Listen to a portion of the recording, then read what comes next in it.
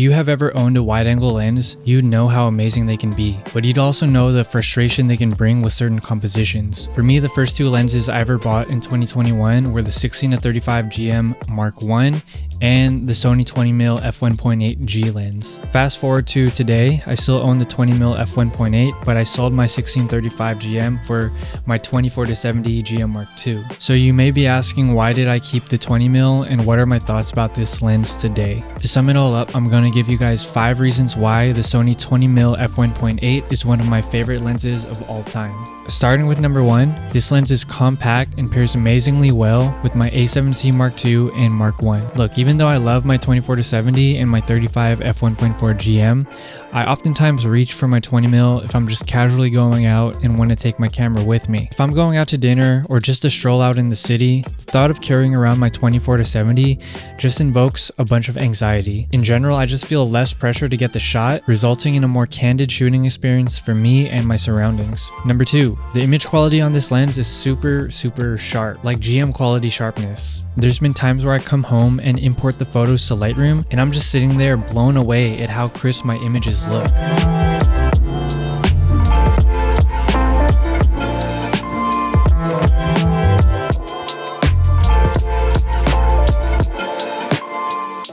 Number 3, the f1.8 aperture is pure money. Because this is a super fast lens, I'm able to get great images in low light.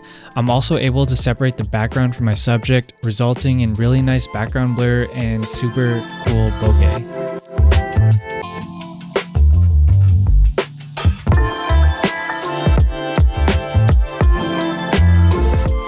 Number 4, the 20mm focal length is perfect for capturing vlog style filming, environmental photography, and video. If I only had one lens and I wanted to start my content creation journey, I would hands down pick this lens.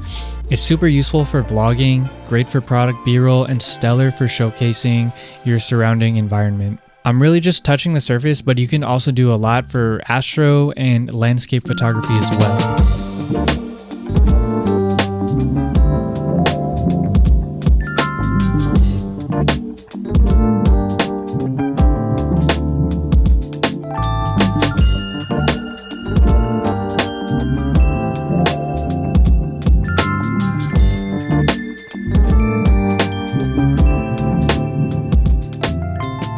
Last but not least, the 5th reason why the 20mm f1.8 is such a great lens and focal length is it will force you to become a better photographer. Like I said, this lens can produce amazing results, but it also does have some odd quirks. Because of the wide field of view if you're shooting portraits, it can sometimes distort your subject in a very unnatural way. So over time, this lens will really teach you how framing and making adjustments can affect the outcome of your photo, which to me is an invaluable skill. You can sometimes have lenses that are too clinical or too sharp, which is not technically a bad thing, but they sort of make you rely on just the tech more than actual eye or the skill of the one operating the camera. This can be good if you are shooting a paid gig with time and money on the table.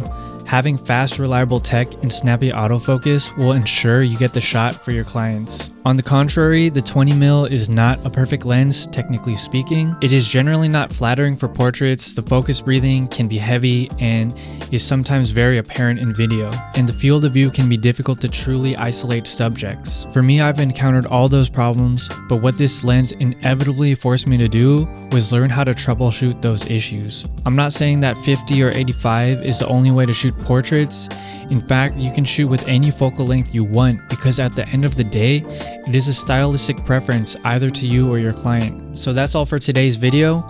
Now you all know why I'm rocking with this little beast of a lens. Thanks for watching, everybody. I'll see you all in the next one. Peace.